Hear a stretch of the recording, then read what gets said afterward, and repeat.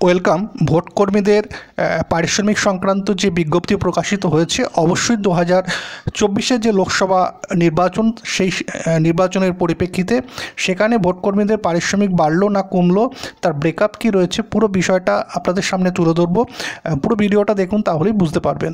এখানে যে বিষয়গুলো বলা হয়েছে, পারিশ্রমিকের যে ব্রেকআপটা বলা হয়েছে, ফার্স্ট ডে অফ ট্রেনিং প্রিজাইডিংদের ক্ষেত্রে 350 টাকা এবং ফার্স্ট পোলিংদের ক্ষেত্রে 250 টাকা, সেকেন্ড এবং থার্ড একই 250 টাকা করে। সেকেন্ড ডে অফ ট্রেনিং প্রিজাইডিংদের ক্ষেত্রে 350 টাকা, ফার্স্ট পোলিং 250 টাকা, সেকেন্ড এবং থার্ড হচ্ছে 250 টাকা একই। Third day of training if any যদি থাকে তাহলে কিন্তু প্রিজাইডিংদের ক্ষেত্রে 350, ফার্স্ট পোলিংদের ক্ষেত্রে 250 টাকা করে, সেকেন্ড এবং থার্ডদের এখানে কিন্তু নেই। On the day of taking polling materials, এখানে কিন্তু অর্থাৎ ভোটের আগের দিন যে বিষয়টা, সেখানে প্রিজাইডিংদের 350 টাকা, first polling 250, second polling third polling একই 250 টাকা করে। ফর অ্যাটেন্ডিং পোলিং ডিউটিস, অর্থাৎ ভোটের দিন, সেখানে কিন্তু প্রিজাইডিংদের 350, first polling second polling third polling একই, যেটা হচ্ছে 250 টাকা করে। এই ব্রেকআপটা কিন্তু দেয়া হয়েছে, অর্থাৎ ট্রেনিং থেকে ভোটের দিন পর্যন্ত যে ট্রেনিংগুলো অ্যাটেন্ড করা হয় তার পরিপ্রেক্ষিতে কী ব্রেকআপ হয়েছে, presiding, first polling, second polling, third polling, প্রত্যেকের ক্ষেত্রে ব্রেকআপটা কী রয়েছে এটা দেখানো হয়েছে এখানে।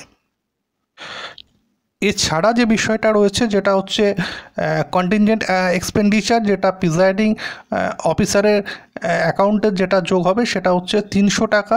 এটা কিন্তু ফিক্সড অ্যামাউন্ট 300 টাকা। এর বাইরে যেটা রয়েছে এসএমএসের জন্য কিন্তু প্রিজাইডিং অফিসারদের জন্য এটা কিন্তু 50 টাকা, একটা 50 রুপিস এটা কিন্তু দেওয়া হচ্ছে। এর বাইরে যে বিষয়টা রয়েছে সেটা হচ্ছে